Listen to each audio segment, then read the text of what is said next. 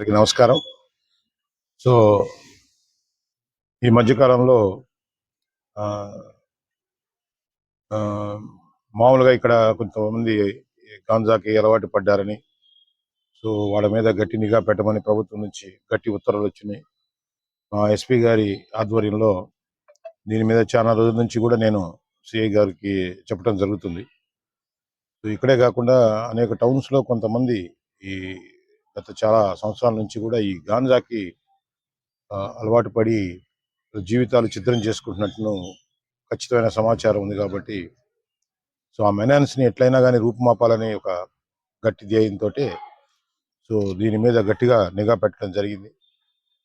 So ఈ క్రమంలో ఈ ఇద్దలూరులో ఈ మాబూ షరీఫ్ మరియు మహబూబ్ బి అంటే వాళ్ళ సిస్టరే, మరియు దాసరి నాని అనే వ్యక్తి, మరియు సునీల్ కుమార్, ఈ ఇల్లు నలుగురు కూడా ఇక్కడ ఒక డిస్ట్రిబ్యూటర్స్ లాగా తయారయ్యి కొంతమంది కస్టమర్స్ని ఇట్లాగా పర్మనెంట్గా ఏర్పరచుకొని ఈ గాంజాని ఇక్కడి నుంచి మన నంద్యాల జిల్లా స్పెసిఫిక్గా పేరు చెప్పలేను, కానీ అక్కడి నుంచి ఒక వ్యక్తి ద్వారా ఇక్కడికి సరఫరా చేయించుకొని ఇక్కడ చిన్న చిన్న పొట్లాలు ఒక 10 గ్రామ్స్ పొట్లాలన్నీ కట్టి, సో ఇక్కడ ఎవరైతే దానికి అలవాటు పడి ఉన్నారో వాళ్ళకి మంచి రేట్లకి అమ్ముకుంటూ దాదాపు 500-1000 రూపాయలు వాళ్ళ అవసరాన్ని బట్టి, ఆ హ్యాబిట్లో ఉండే అవసరాన్ని బట్టి, వాడి స్కేర్ సిటీని బట్టి కూడా అమ్ముకుంటూ సొమ్ము చేసుకుంటూ ఈ జీవనంలో బ్రతుకుతున్నారు వీళ్ళు.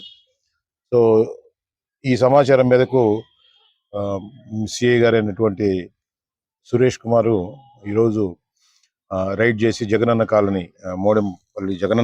మోడెంపల్లి మీద అరెస్ట్ చేస్తే వీళ్ళు దాదాపు ఒక 2 కేజీల పైన గాంజాని అప్పుడే డెలివరీ తీసుకుని దాన్ని చిన్న చిన్న పొట్లాల కింద తీసుకుని డిస్ట్రిబ్యూట్ చేసుకునే అదే సమయంలో పోలీస్ సమాచారం మీదకి రైడ్ చేయడం జరిగింది.